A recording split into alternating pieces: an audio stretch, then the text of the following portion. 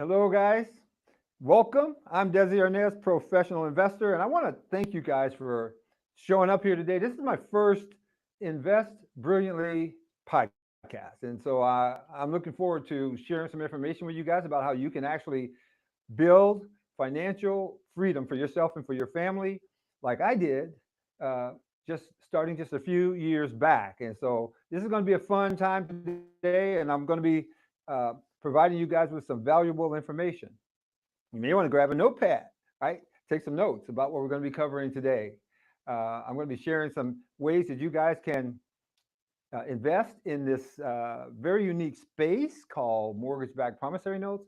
But in addition to that, I'll be sharing with you two ideas and strategies that you can use to create a family bank and that you can use to provide intergenerational wealth transfer for your whole family for generations to come, like I've set up for my family. I think you're going to find it very enlightening, and I'm sure you're going to find it pretty darn inspiring too. I found that for myself. So, hey guys, Mr. Producer, how are we doing here today? All right.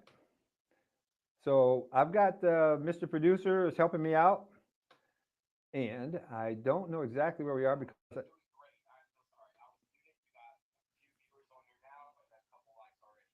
thank you, Mr. Producer. I do appreciate that. Yeah, this is going to be fun.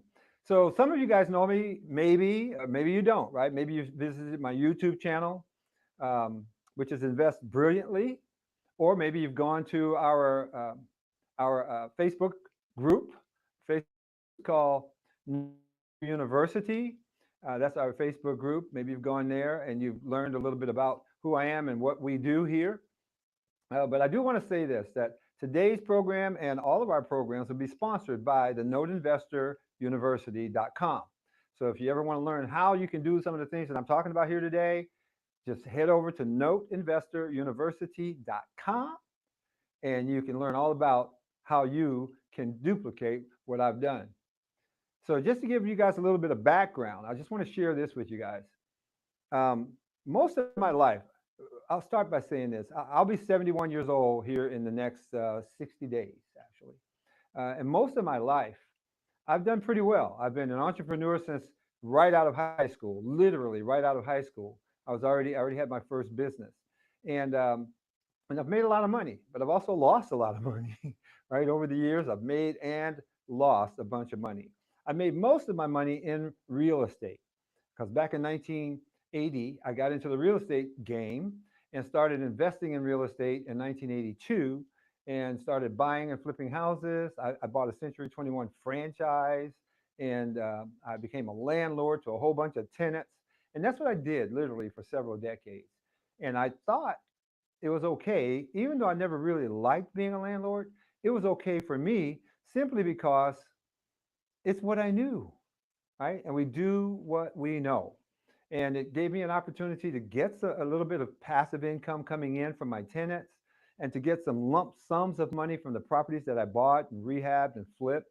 And, I was living a pretty good life.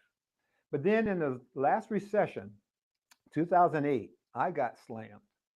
I got crushed, like a lot of people, right? During that time, um, I lost my home, lost my business, I lost my vehicle.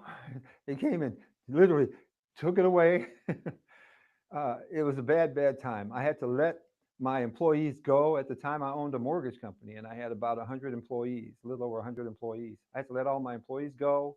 It was a rough, rough time for me. And I found myself at age 60 broke and living literally in a mobile home that I was renting, and I could barely pay for that darn thing. Some months I couldn't pay. Very understanding landlord who didn't kick me out, but actually gave me a little grace, and I thank God for that. But I knew that I needed to do something different because let me tell you something: when you're 60 years old, you don't have a lot of time to start over again. It's not like being 30, right? You can lose it all at 30 and say, ah, it's no big deal, I'll get it back. But at 60, it's kind of you're on the back nine, as they say in the golf game, right? You're on the back nine at 60. And so that was my life. And I was a little scared. And that's no exaggeration because I just didn't know what I was going to do. And then one day, it was the 4th of July, as a matter of fact, in 2013. And I remember this because I was going to be going to the beach that day with my wife, and we were going to go and spend the day at the beach. But I was up early surfing the internet, and I came across some guy on the internet who said he had purchased mortgage notes. And in fact, he owned 400 mortgage notes on condos in Florida. And to me, that seemed pretty interesting and intriguing because I didn't know that we could buy mortgage notes, even though I owned a mortgage company, right? You don't know what you don't know. And for me, I didn't know that at that time. And it turns out that young man was coming to San Diego, where I live, and he was going to be having a weekend program, right? That I could get into for 750 bucks. That's what it would cost for the 3-day weekend. Well, I didn't have $750, but my sister let me use her credit card so that I could go to this event because I was so excited about it. And that event changed my life, guys. And I'm hoping that today and the subsequent Invest Brilliantly podcast that you guys will be watching, I'm hoping that these will change your life too.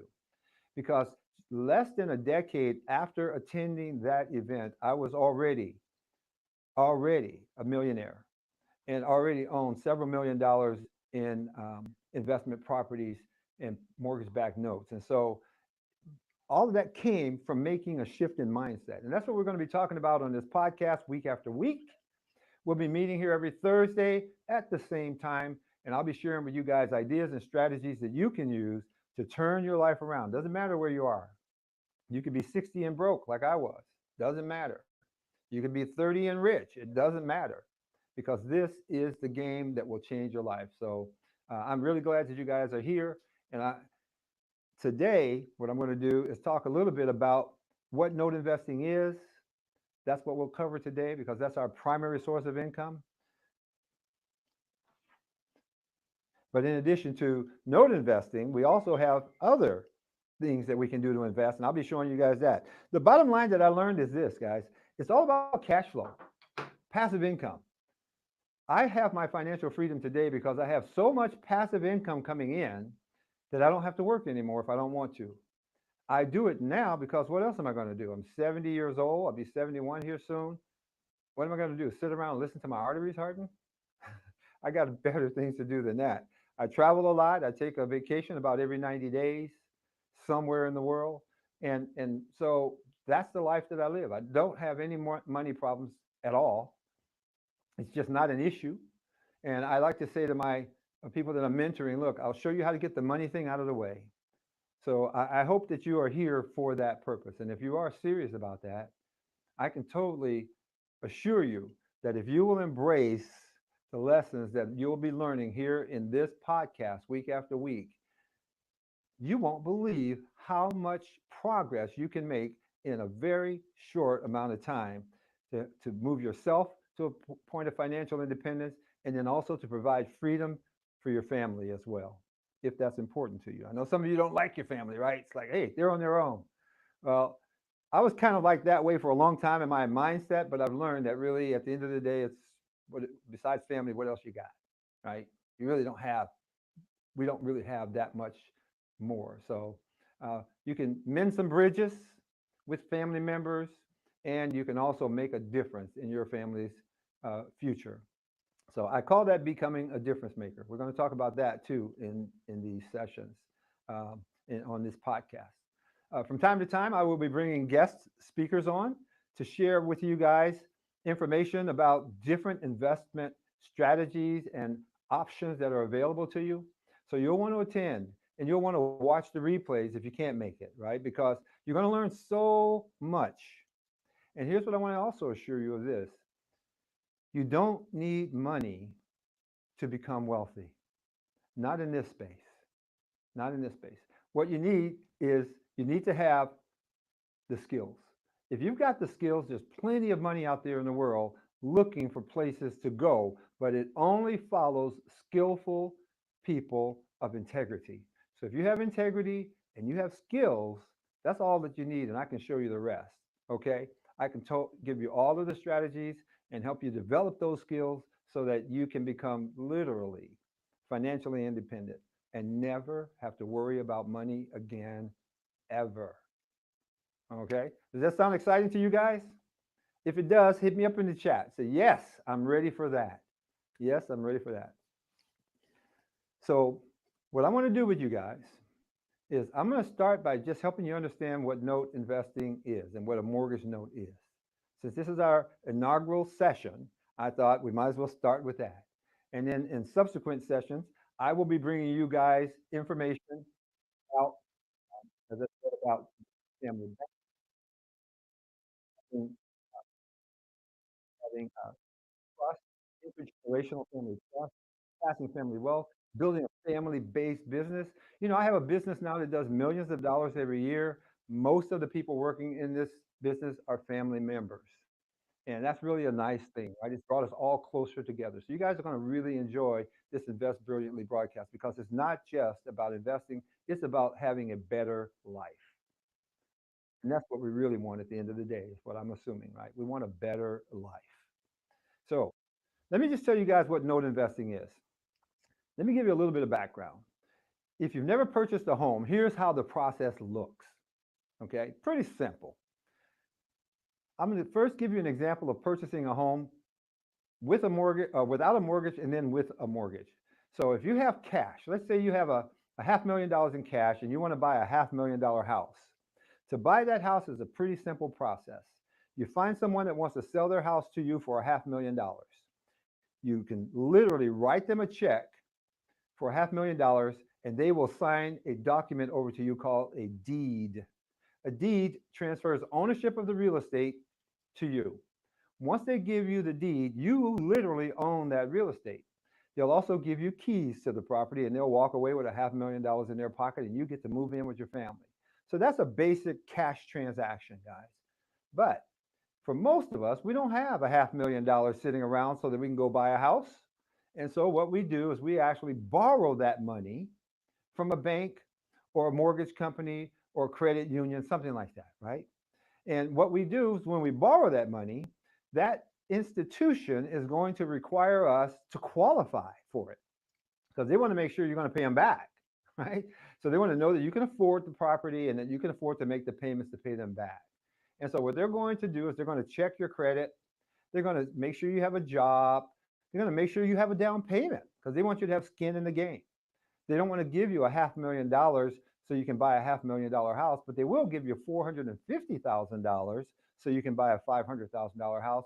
But you have to come up with the other $50,000, right? That's kind of how they like to function. And then what they'll do, have you sign two really important documents. One of them is called a promissory note.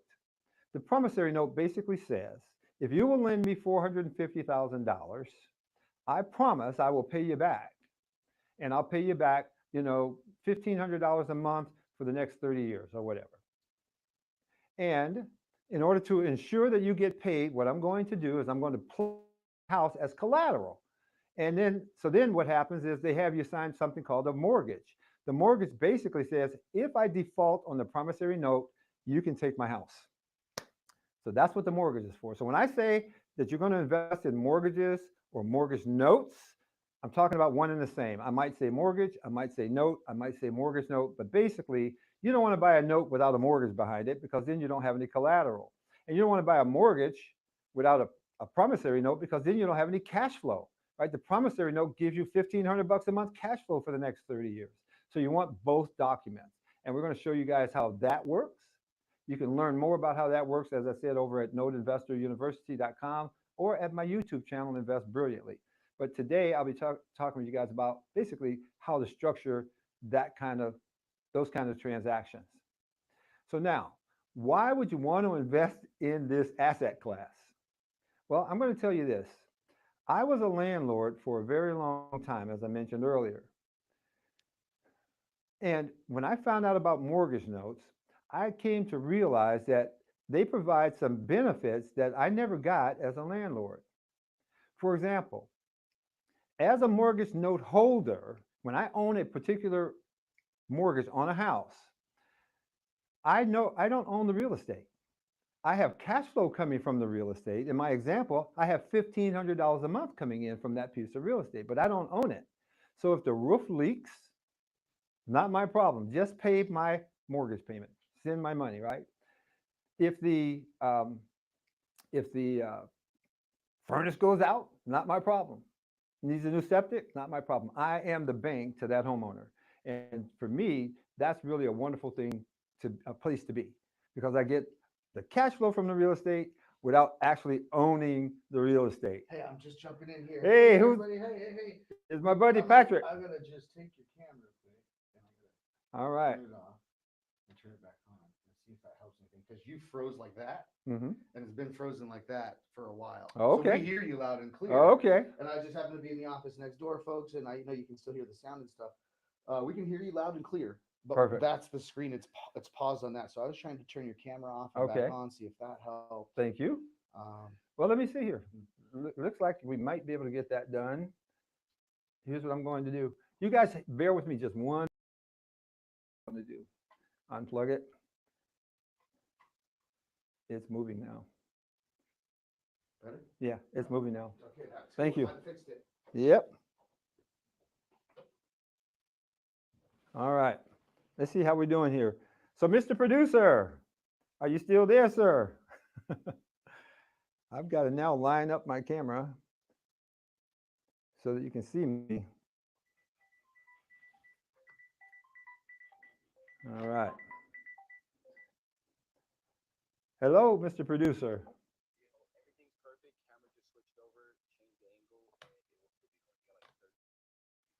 Okay, I'm going to go ahead and switch cameras now back to the other camera, and I'll be right with you. Sorry about this, guys. Technical difficulties today, but we can fix this. This will only take me about 30 seconds. I just have to have my camera reboot. I didn't realize that it had frozen on you guys, but I appreciate Patrick coming in here to tell me that.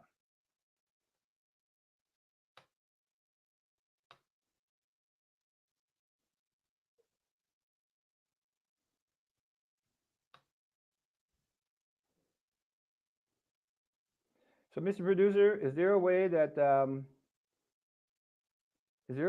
you can give me a hand with this because it's not allowing me to switch camera to get my camera back up. Okay. So I will turn on the camera that came with, I'll turn on this camera here. Oh. It's a separate camera. This is my laptop camera. But I am too tall for this. So I'm going to grab a chair.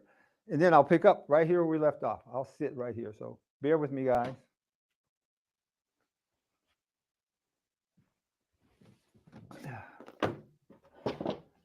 That camera didn't come back on. It says that it can't come back on. This table goes up a lot higher. Oh, okay.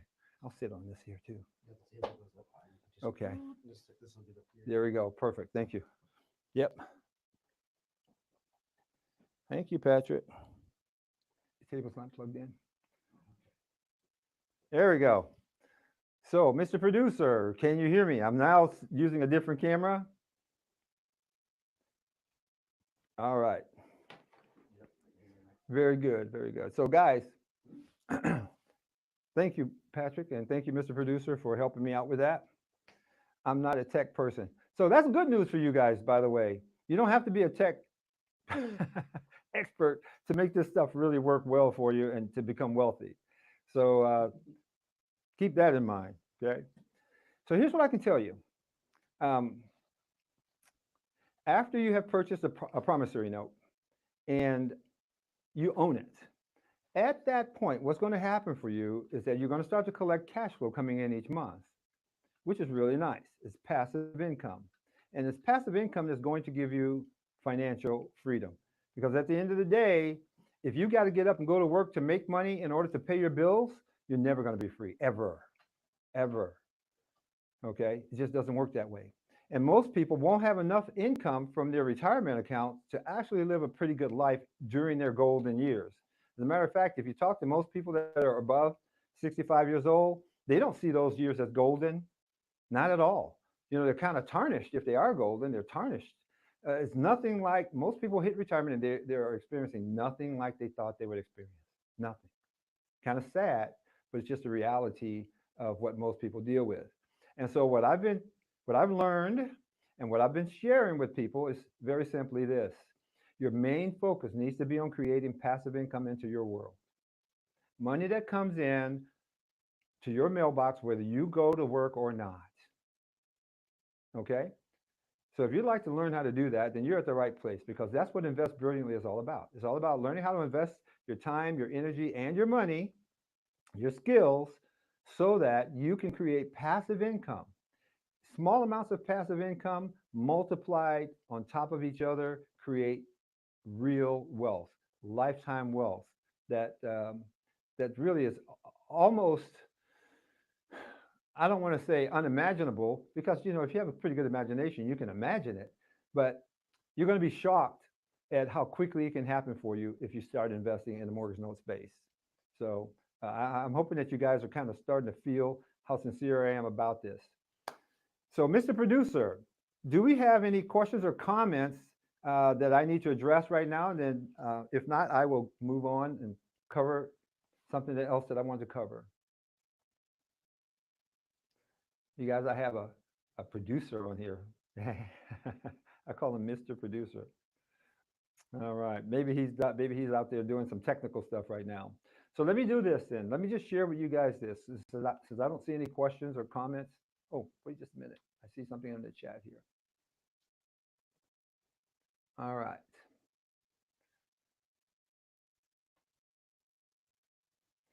So guys, here's what I'd like to share with you guys. When you buy a mortgage-backed promissory note, what's going to happen for you is you're going to start to collect cash flow every month. Okay, if you buy the way that I teach you guys how to do it, you're going to start to collect cash flow every month. And when you collect that cash flow, that's what's going to start to provide you with financial freedom. But here's what's interesting and why I really think everybody should try and buy some mortgage-backed promissory notes. Unlike putting your money in the stock market where you could literally lose it all, as you know, right? We know many people who've lost a lot of their retirement money in stocks and in mutual funds, right? And, and in other investments that just don't have what this has. This investment strategy and vehicle has something that most investment vehicles don't, and that's called collateral.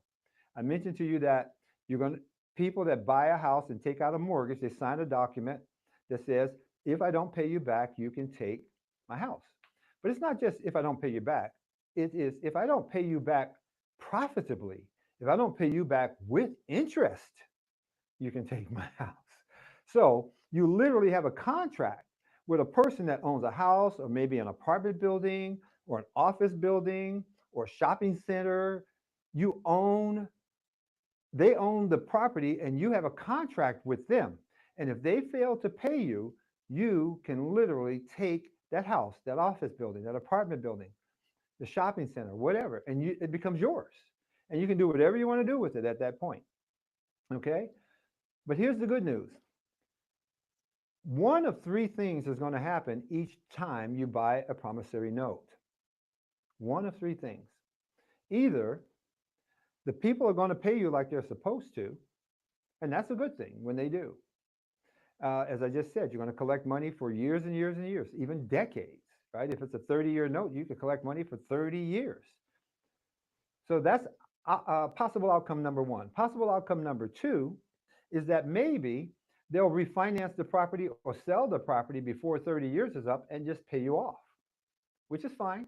They make monthly payments along the way, and then they pay you the balance of what they owe you. And that's really cool too, because if you've ever had a mortgage or if you've ever looked at a mortgage amortization schedule, something that you'll notice is that in the beginning of a mortgage, the monthly payments are divided into two segments. One is called principal, which is the return of your own money, your capital, and the other is called interest, which is profit for you and me as lenders, because we are the bank for the homeowner. Well, in the beginning of a mortgage, most of that monthly payment is, guess what? It's interest, which is profit. And so even though people are paying $1,500, for example, 1,400 of it is pure profit, and maybe 100 of it goes to pay down their balance. That's how it works. Now, mortgages were invented by banks, right? And banks know that most people sell or refinance, what, every 7 to 10 years. So what they did is they designed these mortgages to be front loaded with profit for the bank. It's not until you get past 15 or 20 years that you actually start making real progress on paying down your loan balance. If you've ever looked at an amortization schedule, you'll see that. That's not by mistake. Banks designed mortgages to be profitable for them. So when you step into the bank's shoes and you buy a mortgage like I do, then literally you are buying something that's very profitable early on, very early on. And so you want to buy mortgages. I tend to want to buy mortgages that have a lot of years left, mortgages that are not that old. Maybe it's been around for a year or two or three. That's fine. Those are my favorite types of mortgages to buy. And when people pay me off early, they still owe quite a bit of money with option number two because they're barely paying down the balance. So they'll pay me $1,500 a month in my example, but maybe they only pay down their balance in 5 years. They only pay down the balance $5,000, $6,000 in 5 years of making payments of $1,500 a month. So it's huge for me when they pay me off, right? Now, the third possible outcome is that they fail to pay.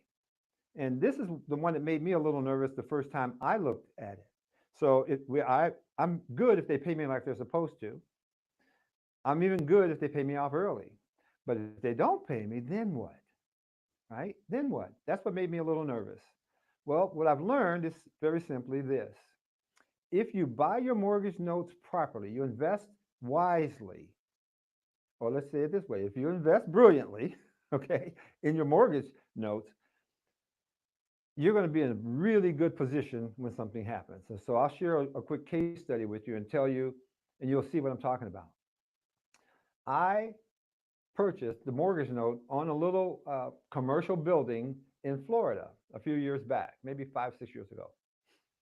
Paid $165,000 for the mortgage note. The loan balance on the mortgage note was about $250. That's how much they owed to the bank. Okay. But I was able to buy that mortgage note for $165. I got it at a discount because these people were paying slow. They weren't paying every month like they're supposed to. And so the lender that held on to that mortgage note just wanted out. They said, here, take it. So I gave them $165,000 so that I could become the lender. This little commercial building had a trucking company in it. This was their main office for this trucking company. And there were two partners that ran the company. They were not getting along very well, and that was really what was going on. The trucking company was making money, but the two partners were not getting along well. And so it was just creating discourse and just strife, right? And so someone wasn't paying their mortgage payment on time every month like they're supposed to. So that created an opportunity for me. So when I bought the mortgage note, the first thing I did is I let them know, hey, there's a new sheriff in town, okay? And you need to pay me. The last guys didn't care so much. They gave you all these second and third chances. Well, I'm not. You need to pay me every month. And by the way, they don't know that I only paid $165,000 to buy their debt.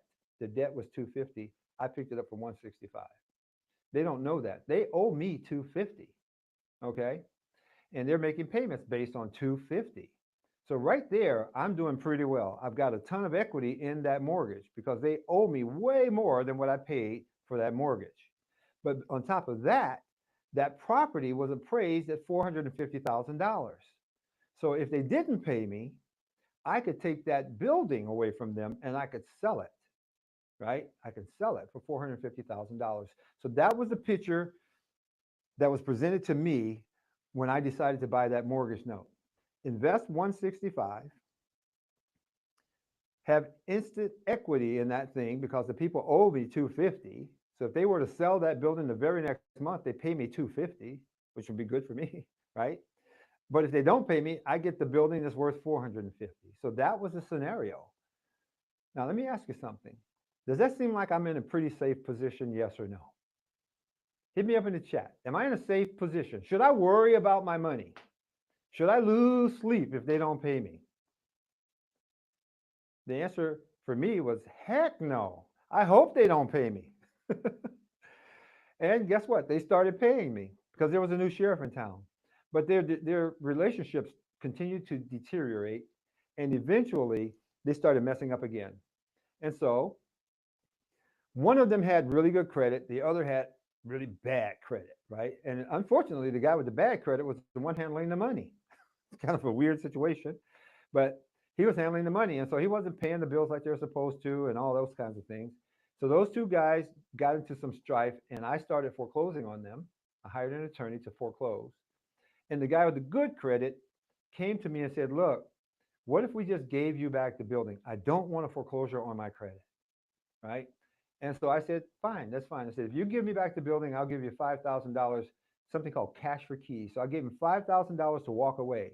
They signed the building over to me. Remember, I mentioned the deed thing? They gave me the deed to that commercial building there in Florida, right outside of Orlando. And so once I got the building back, I went down there and I saw that they had kind of trashed it. It needed a bunch of work. So it was not worth $450,000. I thought it was. Maybe at one point it was, but it wasn't. So what I finally wound up doing with that building was I wound up taking it back. I paid 165 for the building. I collected their payments for about a year before they started messing up again, and I think they were paying like $1,500 or $1,700 a month, something like that. So I collected all those payments, and then when I got the property back, I gave them $5,000. So that's what I had in the building. So I was still in it way under 200,000, right? When you consider everything, way under 200,000.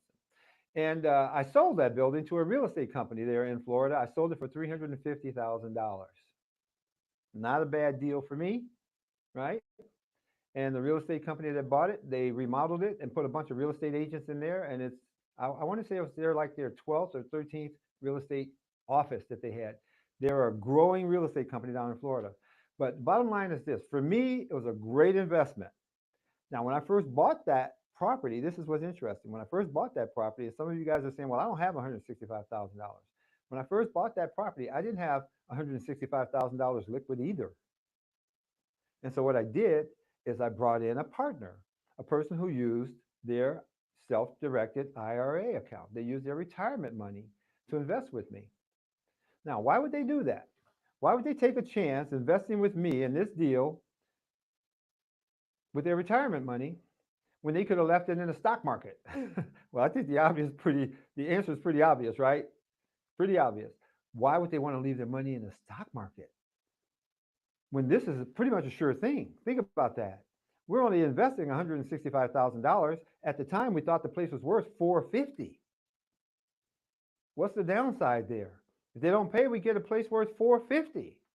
So it was easy for me to raise $165,000 to buy this note once I told people the story. And that's what I'm just trying to share with you guys. You don't need money. You need skills so that you know how to find these kinds of deals, how to vet these kinds of deals, how to create value in these deals, and how to determine risk. And then you literally just share that story with people that have money. And you'll be shocked at what they do.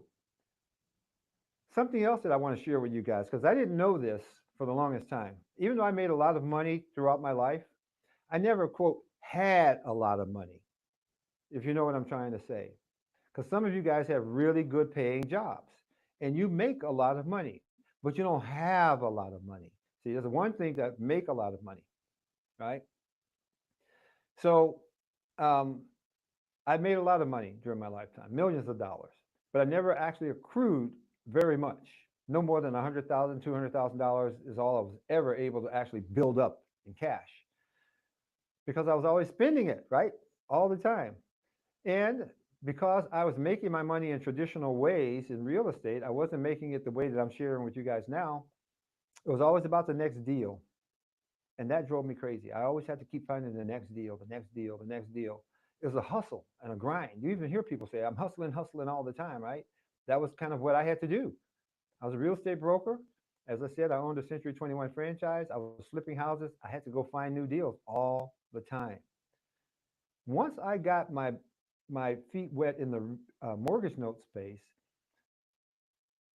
once I started earning about $2,000 to $3,000 a month passively from mortgage notes, I realized that I had been on the wrong side of the investment table for 3 decades, literally.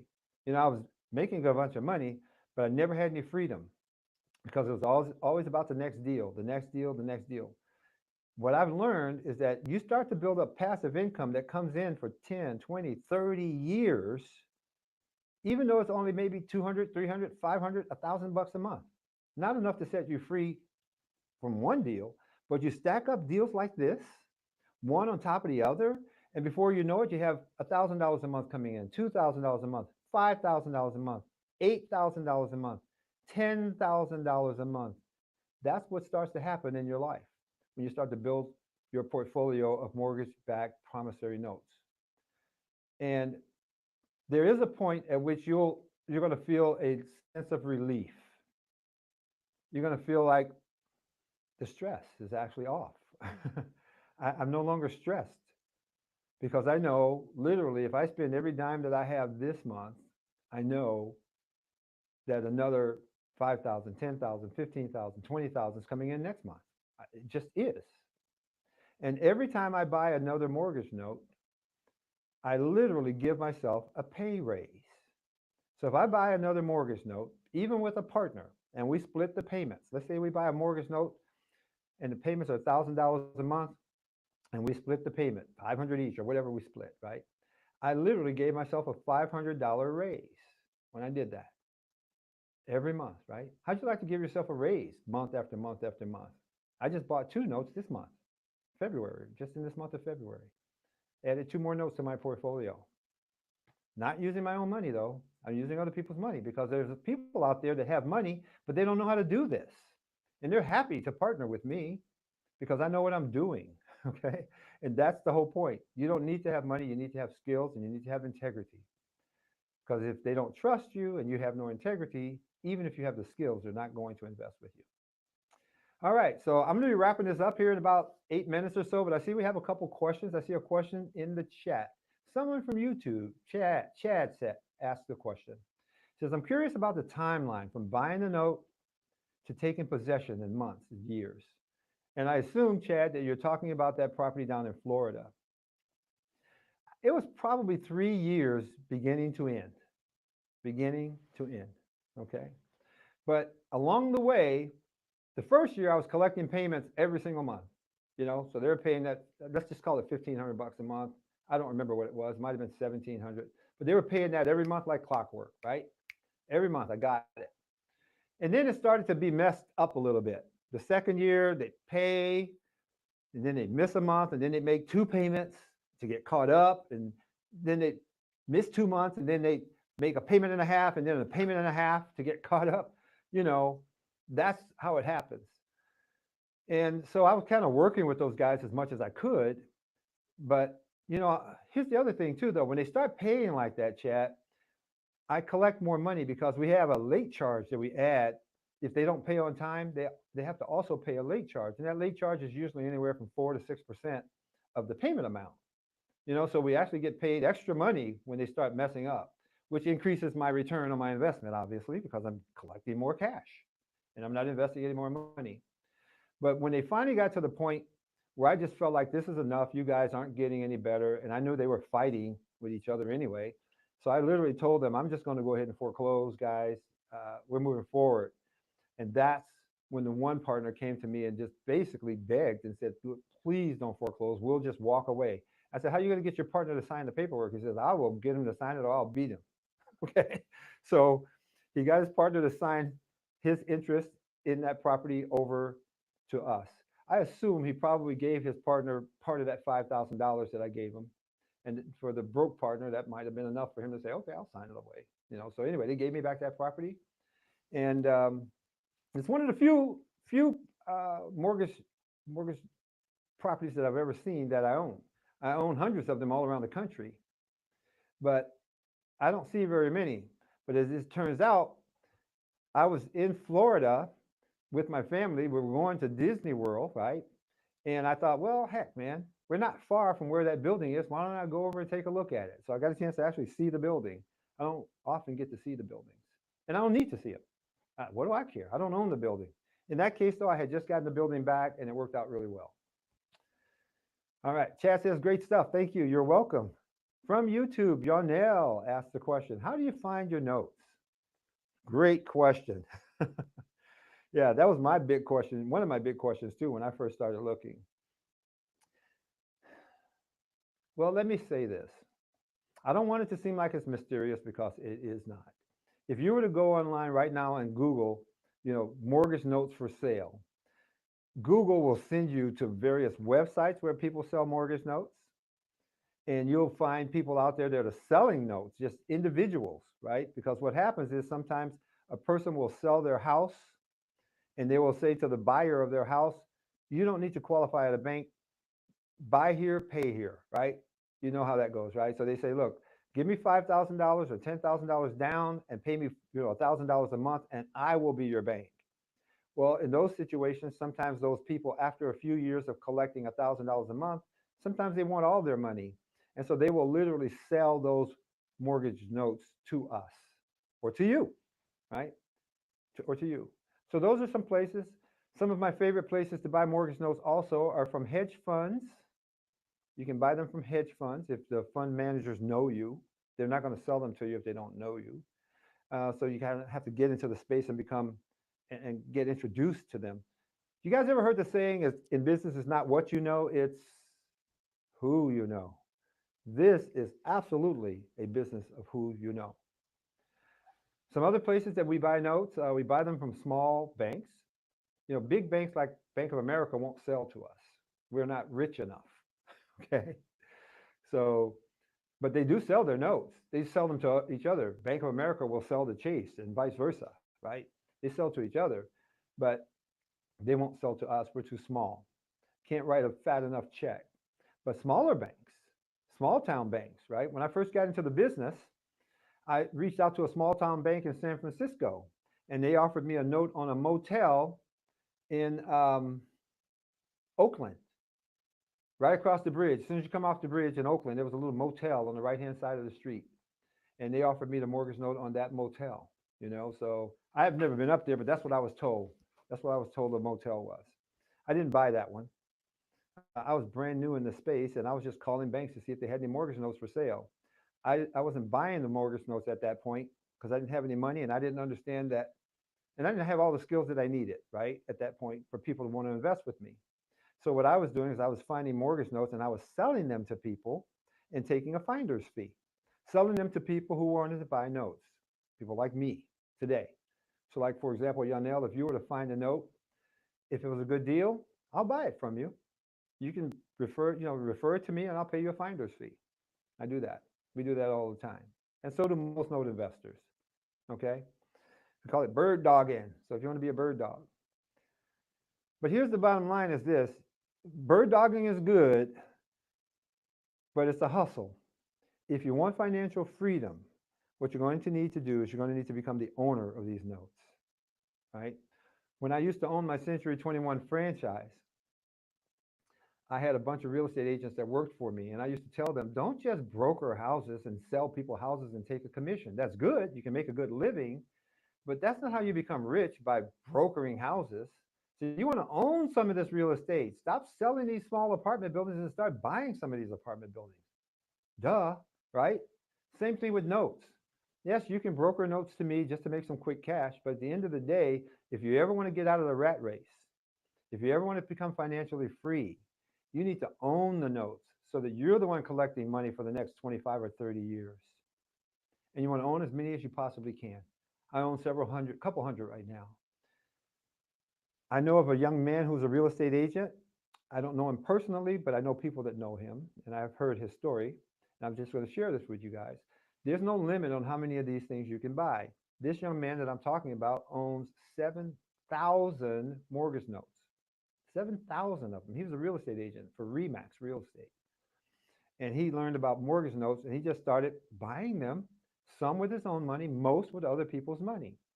So think about this with 7,000 mortgage notes in his portfolio. If he was making $100 a note, which I know he's making a lot more than that, but if he was making $100 a note, right, what's that? $700,000 a month.